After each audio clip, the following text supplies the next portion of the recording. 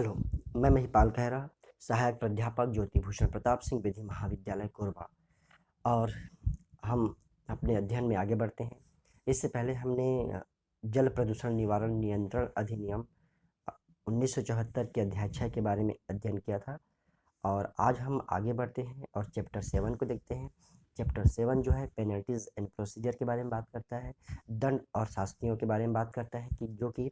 धारा 41 से 50 के धाराओं में वर्णित किया गया है।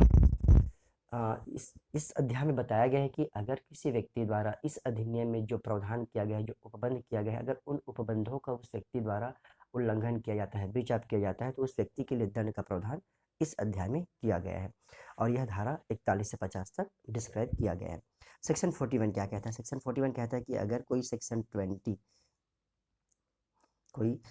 20 धारा 20 या उपधारा 3 के अधीन निर्देशों का पालन करने में असफल रहता है, या धारा 32 उपधारा 1 खंड ग के अधीन जारी किए गए आदेशों का पालन करने में असफल रहता है, या धारा 33 के उपधारा 2 या उपधारा 33 क के अधीन जारी किए गए निर्देशों का अनुपालन करने में असफलता रहता है। यानी कि कंडीशन यही है कि अगर 20, 32, 33 के अधीन कोई आदेश या कोई डायरेक्शन दी गई है, अगर उन आदेश, उस ऑर्डर या उस डायरेक्शन में वह फेलवर होता है, तो उस कंडीशन पर, उस सिचुएशन पर उसको दंड दिया जाएगा। धारा 41 में कहा गया है कि धारा 41 समझने से पहले हम 20 और 32, 33 को समझ लेते हैं कि ये कहता क्या है।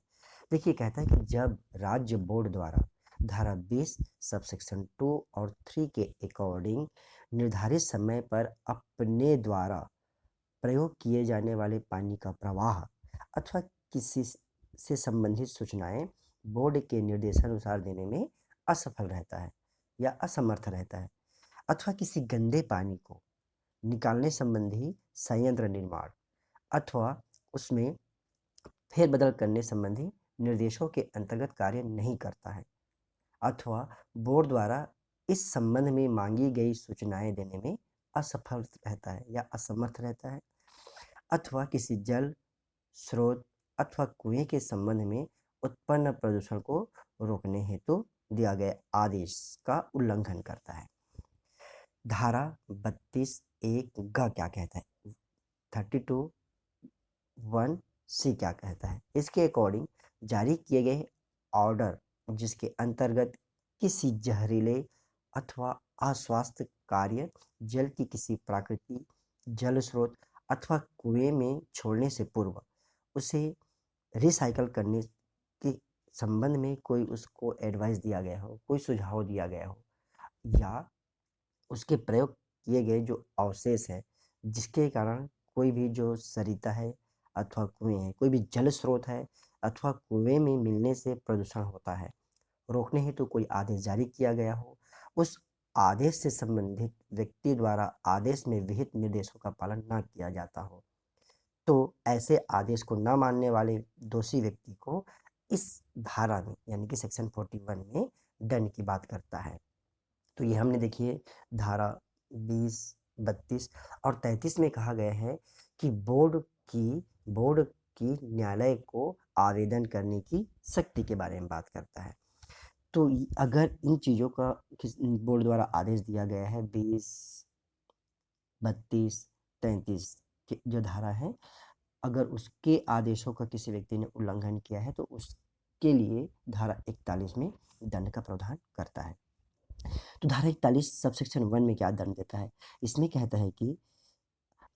इसकी अगर धारा 20 उपधारा 2 उपधारा 3 के अधीन किसी निर्देश का पालन ऐसे समय के भीतर जो डिस्क्राइब हो, जो निर्देश में विनिर्दिष्ट किया गया है, जो ऑर्डर में दिया गया हो, करने में वह असफल रहता है,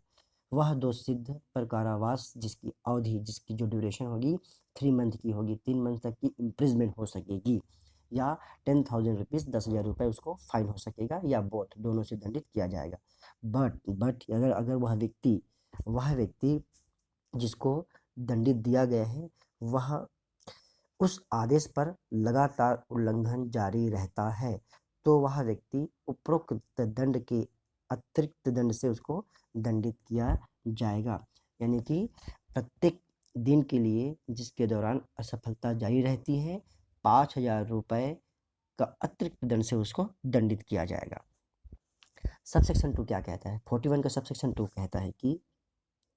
जो कोई धारा 32 के अधीन जारी किए गए किसी आदेश का या धारा 33 के अधीन न्यायालय द्वारा जारी किए गए निर्देश का उल्लंघन करेगा या पालन करने में असफल रहेगा तो उसे कारावास इम्प्रिजमेंट, जिसकी अवधि, जिसका ड्यूरेशन 1 वर्ष तक हो सकेगा और यह 6 मास से कम नहीं होगी, किंतु जो 6 वर्ष तक हो सकेगी और जुर्माने से दंडनीय होगा। और यदि यही जो असफलता है लगातार जारी रहता है, आदेश का पालन नहीं करता, असफलता कंटिन्यूअस फॉर्म में रहता है, तो 5,000 रुपये तक उसको प्रतिदिन के हिसाब से दंडित किया जाएगा। इसी की धारा जो 41(3) है, 41(3) में कहा गया है कि यदि उपधारा 2 में निर्दिष्ट असफलता 2 सिद्धि की तारीख से या 2 तारीख के पश्चात 1 वर्ष की कारावधि से परे जारी रहता है, तो अगर 1 वर्ष तक कंटिन्यू फॉर्म में रहता है तो अपराधी कारावास है जिसकी अवधि 2 वर्ष से कम नहीं होगी। यानी कि जो कारावास की जो अवधि 1 वर्ष थी सबसेक्शन 2 में जो दी गई है, सबसेक्शन 2 में क्या कहा गया है कि कारावास 1 वर्ष और 6 मास से कम नहीं होगी। 1 वर्ष और 6 मास से कम, 1 वर्ष तक हो सकेगी लेकिन 6 मास से कम नहीं होगी और अधिकतम जो है वो 6 वर्ष तक हो सकेगी, ऐसा कहा गया है। लेकिन धारा जो 41 जो 3 है उसकी में कहता है कि उपधारा 2 के अधीन अगर वह असफल रहता है तो 1 वर्ष से बढ़ा करके वो क्या किया जाएगा, 2 वर्ष से कम नहीं होगी और 6 वर्ष तक जो बात की गई है तो 7 वर्ष तक की हो सकेगी। आगे देखते हैं और आगे बात करता है कतिपय कार्यों के लिए शास्ति, पेनल्टी फॉर सर्टन एक्ट्स। तो पेनल्टी फॉर सर्टन एक्ट्स की बात करता है। इसमें कहा गया है कि जल प्रदूषण निवारण नियंत्रण अधिनियम के अंतर्गत कुछ ऐसे कार्य हैं जिनको न करने की दशा में या करने की दशा में व्यक्ति को दंडित किया जा सकेगा और यह प्रावधान इस अधिनियम की धारा 42, 43, 44 में किया गया है। तो कतिपय कार्यों के लिए शास्ति, ये कहता है कि हूएवर, जो कोई भी बोर्ड के प्राधिकार द्वारा या के अधीन भूमि पर लगाए गए किसी स्तंभ, थंब या खूंटे को या प्रस्तुत अंतर्लिखित या रखी गई किसी सूचना या अन्य पदार्थ को डिस्ट्रॉय करेगा, नष्ट करेगा, गिराएगा, पुल डाउन करेगा, हटाएगा, उसको क्षति करेगा, उसको इंजुरीज करेगा या उसको विरूपित करेगा अथवा बोर्ड के आदेशों या निर्देशों के अधीन कार्य बोर्ड के आदेशों या निर्देशों के अधीन कार्य करने वाले किसी व्यक्ति को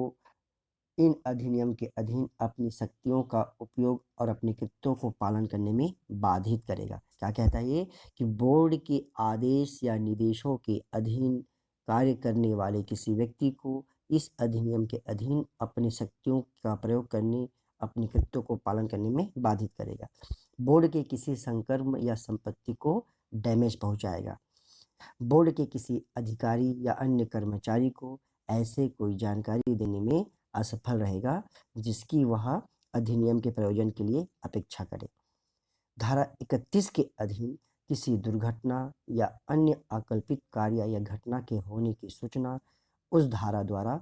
यथापेक्षित बोर्ड और अन्य प्राधिकारियों या अभिकरणों को देने में वह फेलवर रहेगा। कोई ऐसी इंफॉर्मेशन, कोई ऐसी जानकारी जिसको दिया जाना इस अधिनियम के अधीन उसे अपेक्षित है, दिया जाना उसको अनिवार्य है, जानते हुए या जानबूझकर ऐसा कथन करता है जिसका कोई महत्वपूर्ण अंश मिथ्या है अथवा धारा 25 या धारा 26 के अधीन कोई सहमति प्राप्त करने के प्रयोजन के लिए जानते हुए या जानबूझ करके ऐसा स्टेटमेंट करता है जिसका कोई महत्वपूर्ण अंश मिथ्या है। तो अगर इस प्रकार के कोई कार्य करता है, राज्य सरकार, राज्य बोर्ड या बोर्ड जो केंद्रीय बोर्ड, राज्य बोर्ड है, उसके द्वारा कोई कार्य किया गया, उस कार्य में क्षति पहुंचाता है, उसके कार्यों को करने के लिए रोकता है, बोर्ड की किसी संपत्ति को नुकसान पहुंचाता है, जानकारी मांगने पर नहीं देता है, तो उस कंडीशन पर उसको दंड का प्रावधान धारा 42 में कहता है। सॉरी, तो ये कहता है कि वह कारावास से उस कंडीशन पर वह कारावास जिसकी अवधि 3 मास तक हो सकेगी या जुर्माने 10,000 रुपए तक हो सकेगी या दोनों से दंडित किया जाएगा। तो 42 का सबसेक्शन 2 क्या कहता है? सबसेक्शन 2 ये कहता है कि जहाँ धारा 25 या धारा 26 के उपबंधों के अनुकरण में सहमति देने के लिए मीटर या प्रमापी या अन्य नापने या मॉनिटर करने की युक्ति अपेक्षित है और ऐसे युक्ति का प्रयोग उन उपबंधों के प्रयोजन के लिए किया जाता है, वहाँ कोई व्यक्ति जो जानते हुए या जानबूझकर ऐसे युक्ति को परिवर्तित करता है या उसमें इंटरफेयर करता है,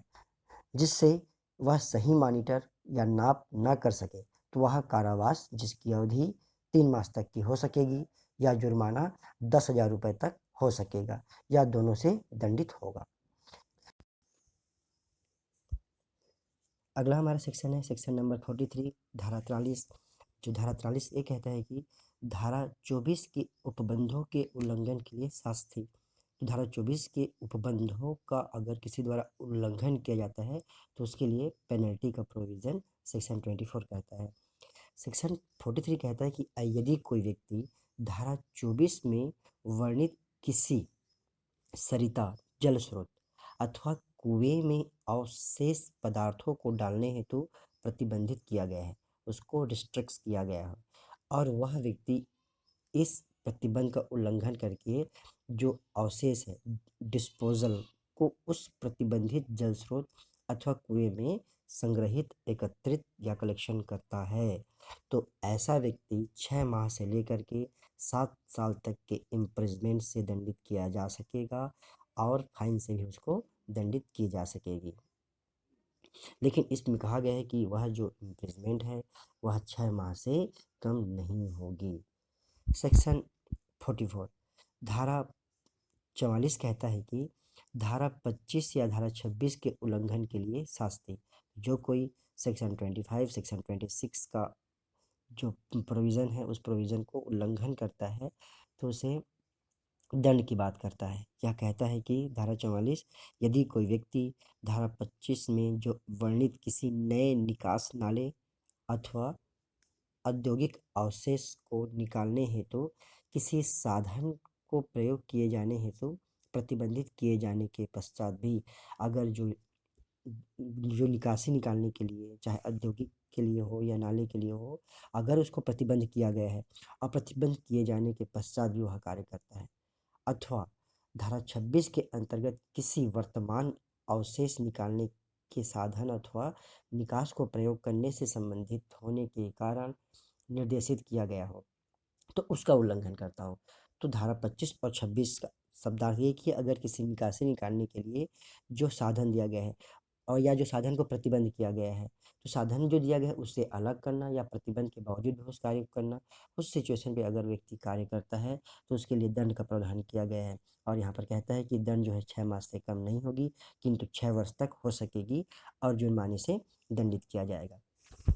सेक्शन 45 धारा 45 क्या कहता है? धारा 45 कहता है कि पूर्व दोष सिद्धि के पश्चात वर्धित शास्ति। तो यदि कोई व्यक्ति जो धारा 24, 25 या धारा 26 के अधीन किसी अपराध के लिए दोष सिद्ध किया गया है, ये कहता है कि अगर उसको प्रीवियसली कन्विक्शन किया जा सके, कन्विक्ट किया जा सके, ऑलरेडी वो कन्विक्टेड है, उसके अकॉर्डिंग भी बात भी वो क्या करता है, कोई क्राइम करता है, दोष सिद्ध हो जाता है, तो पुनः उस उपबंध के उल्लंघन के किसी अपराध का दोषी पाया जाता है। अगर वो धारा 24, 25 और 26 के उल्लंघन का दोबारा दोषी पाया जाता है, तो वह द्वितीय और प्रत्येक पश्चातवर्ती दोष सिद्धि पर कारावास से जिसकी अवधि 2 वर्ष से कम नहीं होगी। अगर दोबारा अपराध करेगा 24, 25, 26 का, तो वह दंड 2 वर्ष से कम नहीं होगी किंतु 7 वर्ष तक की हो सकेगी और इसके साथ-साथ उसको फाइन से भी दंडित किया जाएगा। परंतु इस धारा के प्रयोजन के लिए उस अपराध के जिसके लिए दंड दिया जा रहा है, किए जाने से 2 वर्ष से अधिक पूर्व की किसी दोष सिद्धि का संज्ञान नहीं किया जाएगा। परंतु ये कहते हैं कि अगर इस धारा के पर्पस के, इस धारा के प्रयोजन के लिए उस अपराध के जिसके लिए उसे दंड दिया जा रहा है और जिसके किए जाने से 2 वर्ष से अधिक पूर्व के किसी दोष सिद्धि का संज्ञान नहीं किया जाएगा, कोई अन्य है उसका संज्ञान नहीं किया जाएगा। अगला कहता है सेक्शन नंबर 45A की बात करता है। ये कहता है कि धारा 45 से अधिनियम के कुछ उपबंधों के उल्लंघन के लिए शास्ति। जो कोई इस अधिनियम के किसी उपबंध का उल्लंघन करेगा, इस अधिनियम का, कौन से अधिनियम का? जल प्रदूषण निवारण नियंत्रण अधिनियम 1974 का उल्लंघन करेगा, या इस अधिनियम के अधीन दिए गए किसी आदेश निर्देश का अनुपालन करने में असफल रहेगा, जिसके लिए इस अधिनियम में अन्यत्र किसी शास्ति का उपबंध नहीं किया गया है। क्या कहता है कि इस अधिनियम में अन्यत्र किसी शास्ति का उपबंध नहीं किया गया है। तो जो कोई इस अधिनियम का उल्लंघन करता है और इस अधिनियम के किसी आदेश या निर्देश का जो पालन करने में वो असफल रहेगा, और जिसके लिए क्या है कि इस अधिनियम में उसके लिए दंड का प्रावधान नहीं किया गया। जैसे कि हम बात करते हैं कि इस अधिनियम में कहा गया है कि जल प्रदूषण नहीं करना चाहिए, लेकिन उसके लिए पर्टिकुलर पनिशमेंट नहीं दिया गया है। इस अधिनियम में उसके लिए दंड की बात नहीं किया गया, लेकिन कार्य को नहीं करने की बात की गई है और वह कार्य को करने में असफल रहता है, तो उस कंडीशन में वह कारावास जिसकी अवधि 3 मास तक की हो सकेगी, 3 मंथ तक की हो सकेगी, और उसको 10,000 रुपये तक का फाइन हो सकेगा, या बोथ ऑफ दोनों से दंडित किया जाएगा। और उल्लंघन या असफलता जारी रहने की दशा में, कंटिन्यू फॉर्म में अगर उसका जो कार्य है रहता है, तो उसे उस कंडीशन पर, उस सिचुएशन पर अतिरिक्त फाइन से दंडित किया जाएगा। तो इस पर भी कहा गया है कि अगर प्रथम उल्लंघन की असफलता के लिए दोष सिद्धि के पश्चात प्रत्येक दिन जिसके दौरान उल्लंघन या असफलता जारी रहती है, तो वह 5,000 रुपये तक का हो सकेगा। तो ये 45 ये कहता है कि कुछ उपबंधों के उल्लंघन के लिए शास्ति, जो इस अधिनियम में दंड उसके बारे में प्रावधान नहीं है। धारा 46 अपराधियों के नामों का प्रकाशन, publication of name of offenders. इस अधिनियम के अधीन किसी अपराध के अधीन किसी अपराध के लिए दोष सिद्ध किया गया कोई व्यक्ति बाद में उसी प्रकार का अपराध करता है, तो न्यायालय के लिए यह विधि पूर्व होगा कि वह द्वितीय या पश्चातवर्ती दोष सिद्धि होने के पूर्व अपराधी का नाम और निवास स्थान, अपराध और अधिरोपित शास्ति, अपराधी के खर्चे और ऐसे समाचार पत्रों में और ऐसे अन्य रीति में प्रकाशित कराए गए जैसे न्यायालय निर्देश करे, और ऐसे प्रकाशन का खर्च दोष सिद्ध में होने वाले खर्चों का भाग समझा जाएगा, और वह उसी रीति से या उसी विधि से उसको वसूली होगी जैसे कि जुर्माने का वसूल किया जाता है। तो क्लियर है ये अपराधों, जो अपराधी है उसके नामों को, उसके निवास स्थान, उसके जो समाचार पत्रों पर उसको पब्लिकेशन होना आवश्यक है। सेक्शन 47 क्या कहता है? कंपनियों द्वारा अपराध के बारे में बात करता है। धारा 47, देखिए धारा 47 ऑफेंस बाई कंपनीज के बारे में कहता है। जल प्रदूषण निवारण एवं नियंत्रण अधिनियम के धारा 46 के अंतर्गत कंपनियों द्वारा किए जाने वाले अपराध एवं दंड के संबंध में प्रावधान किया गया है। यह धारा उपबंधित करती है कि इस अधिनियम के अंतर्गत किए गए किसी अपराध के संबंध में किसी कंपनी द्वारा किए जाने के समय उस कंपनी के अन्य कार्यों हेतु उत्तरदायी है। ये कहता है कि प्रत्येक ऐसा व्यक्ति दोषी माना जाएगा जो कि कंपनी के द्वारा अपराध किए जाने के समय उस कंपनी के अन्य कार्यों हेतु उत्तरदायी है, अथवा कंपनी का साधारण व्यापार जिस व्यक्ति के नाम से चलता है। तो कौन दोषी होगा? वह व्यक्ति दोषी होगा जो उसको अपने आप को जो उत्तरदायी समझता है, या फिर उस व्यक्ति को दोषी होगा जिसके नाम से व्यापार चलता है। दो चीज़ बात की गई, पहला व्यक्ति की बात करता है, दूसरा जिसके ऊपर उसकी रिस्पॉन्सिबिलिटी है। तो पर्सन और रिस्पॉन्सिबिलिटी, तो कोई पर्सन अपने ऊपर लेके चल रहा है या जिसके नाम से चल रहा है, तो वह उत्तरदायी ठहराया जाएगा। साथ ही उन व्यक्तियों द्वारा कंपनी की ओर से कार्य करते समय कोई अपराध किया जाता है तो कंपनी उत्तरदायी होगा, और उस व्यक्ति की कंपनी के कार्यों के अंतर्गत किए गए अपराधों के हेतु दोष सिद्ध किया जाएगा, उस सिचुएशन पे उसको दंडित किया जाएगा। परंतु ऐसा व्यक्ति जो कि कंपनी के कार्यों के प्रति उत्तरदायी है, और कोई कार्य जो कि इस अधिनियम के अंतर्गत अपराध है, ओके, उत्तरदायी है और इस अधिनियम के अंतर्गत अपराध है, यह सिद्ध कर देता है कि कंपनी के द्वारा किया गया अपराध उसके ज्ञान के अभाव में बिना स्वीकृति के किया गया है, तो ऐसा व्यक्ति धारा 46 के प्रावधान लागू नहीं होंगे। सीधी सी बात है, उसको जानकारी नहीं है या उसकी जानकारी के बिना किया गया है या उसके लिए वो लायबिलिटी नहीं है, रिस्पॉन्सिबल नहीं है। तथा यदि किसी अपराध को करने हेतु उसके आवश्यक कदम उठाए थे, उसको रोकने के लिए उसने आवश्यक कदम उठाए थे अथवा पहले से ही उपाय सुझा दिए थे और तदुपरांत भी कोई अपराध घटित होता है, तो ऐसा व्यक्ति उस अपराध को दोषी नहीं ठहराया जाएगा, केवल कंपनी ही दंडित की जाएगी, इस व्यक्ति को दोषी नहीं माना जाएगा। धारा 47 के सबसेक्शन 1 के अनुसार, देखिए जो इसमें सबसेक्शन है, सबसेक्शन 1 क्या कहता है? ये कहता है कि यदि यदि कंपनी के द्वारा कोई अपराध किया जाता है और यह सिद्ध कर दिया जाता है कि उक्त अपराध किसी डायरेक्टर, मैनेजर, सेक्रेटरी या अदर किसी ऑफिसर्स या अथॉराइज्ड की उसके एडमिशन, उसकी स्वीकृति अथवा उसके ज्ञान रहते हुए किया गया है, उसके नॉलेज के रहते हुए किया गया है, अथवा अपराध होने की आशंका के उपरांत भी उक्त अधिकारियों द्वारा कोई भी उपचारात्मक कदम नहीं उठाए गए थे, अथवा उक्त अपराध के लिए उसे उपेक्षा का भाव प्रदर्शित किया गया था, तो ऐसा प्रत्येक व्यक्ति उसकी जो स्वीकृति, उसका जो नॉलेज या उसकी उपेक्षा से कोई अपराध हुआ है, तो इस अधिनियम के अंतर्गत उसको दंडित किया जाएगा। इसकी सबसेक्शन 2 क्या कहता है? सबसेक्शन 2 कहता है कि किसी बात के होते हुए जहाँ इस अधिनियम के अधीन कंपनी द्वारा किया गया हो और यह साबित हो कि वह अपराध कंपनी के किसी निदेशक, प्रबंधक, सचिव या अन्य प्राधिकारी की सहमति या मौनकुलता से किया गया है या अपराध का किया जाना उपेक्षा के कारण हुआ माना जा सकता है, वह निदेशक, प्रबंधक, सचिव या अन्य अधिकारी भी उस अपराध का दोषी समझा जाएगा और तदनुसार अपने विरुद्ध कार्रवाई किए जाने और दंडित किए जाने का भागी होगा।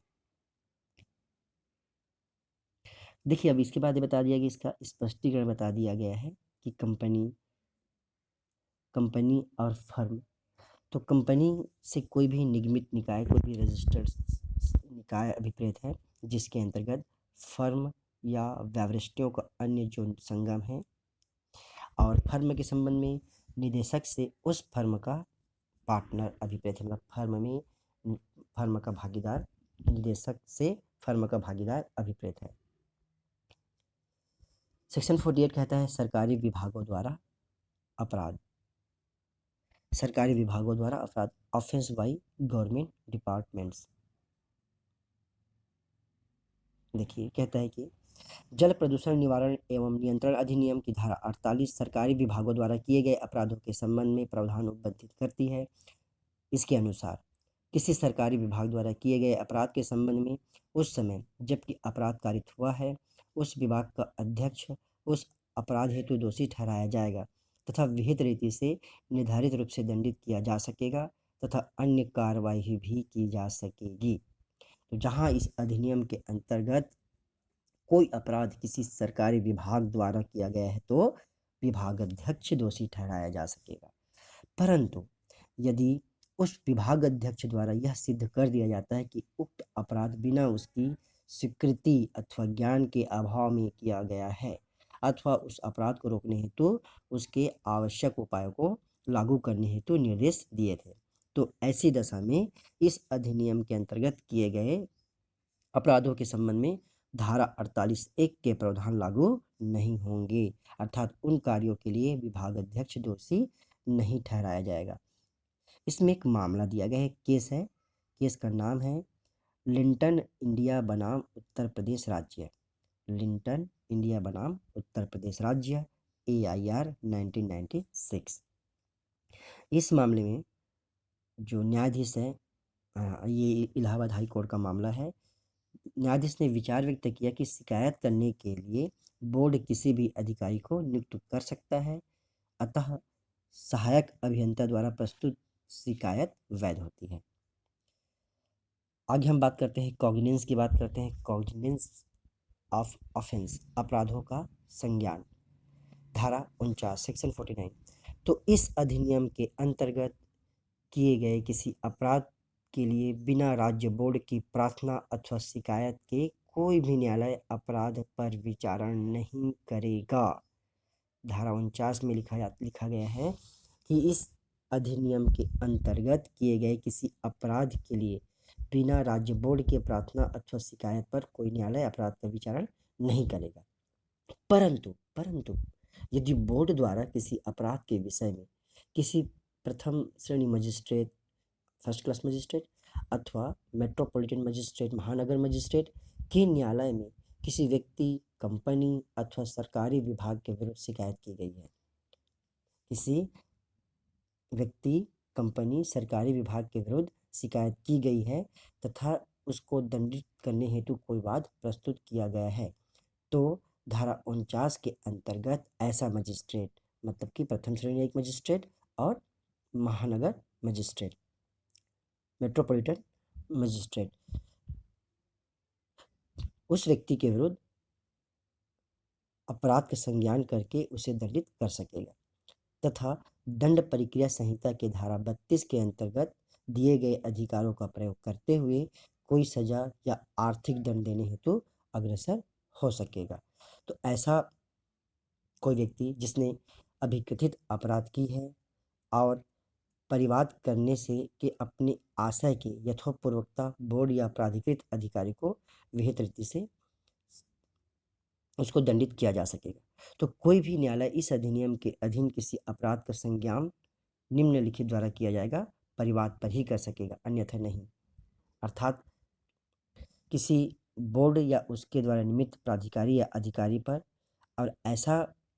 कोई व्यक्ति जिसने अभिकथित अपराध की है और परिवाद करने की अपने आशय को यथापूर्वोक्त बोर्ड या प्राधिकृत अधिकारी को विहित रीति में कम से कम 60 दिन की सूचना दी है, और महानगर मजिस्ट्रेट, प्रथम न्यायिक मजिस्ट्रेट के न्यायालय से अवर कोई न्यायालय इस अधिनियम के अधीन दंडनीय अपराध का विचारण नहीं करेगा। आगे आता है, इसमें ये कहा गया है कि जहां उपधारा 1 खंड या के अधीन कोई परिवाद किया गया है, वहां बोर्ड ऐसे व्यक्ति द्वारा मांग किए जाने पर अपने कब्जे में की सुसंगत रिपोर्ट उस व्यक्ति को उपलब्ध कराएगा। परंतु बोर्ड ऐसे व्यक्ति को कोई ऐसी रिपोर्ट उपलब्ध कराने से इनकार कर सकेगा यदि उसकी राय में वह लोकहित के लिए हो। अगला कहता है कि सीआरपीसी सेक्शन 1973 के जो सेक्शन 29 है, किसी बात के होते हुए भी किसी प्रथम वर्ग न्यायिक मजिस्ट्रेट या किसी महानगर मजिस्ट्रेट के लिए इस अधिनियम के अधीन दंडनीय किसी अपराध के लिए दोष सिद्ध किए गए किसी व्यक्ति पर 2 वर्ष से अधिक की अवधि के कारावास के लिए 2000 रुपये से अधिक के जुर्माने के लिए दंडादेश पारित करना विधिपूर्ण होगा। तो ये अपराधों के संज्ञान के बारे में बात करता है। अगला कहता है धारा 50, ये कहता है बोर्ड के सदस्य अधिकारी लोक सेवक होना। तो यहाँ पर कहता है कि सभी बोर्ड के सदस्य, अधिकारी और सेवक जब वे इस अधिनियम और तदधीन बनाए गए नियमों के किसी उपबंध के अनुसरण में कार्य कर रहे हो या जब उनका ऐसे करना तात्पर्यित हो, तो वह भारतीय दंड संहिता 1860 की धारा 21 के अर्थ में लोक सेवक समझे जाएंगे। देखिए, भारतीय दंड संहिता की धारा 21 में लोक सेवक के बारे में बताया गया है कि कौन लोक सेवक में शामिल होते हैं।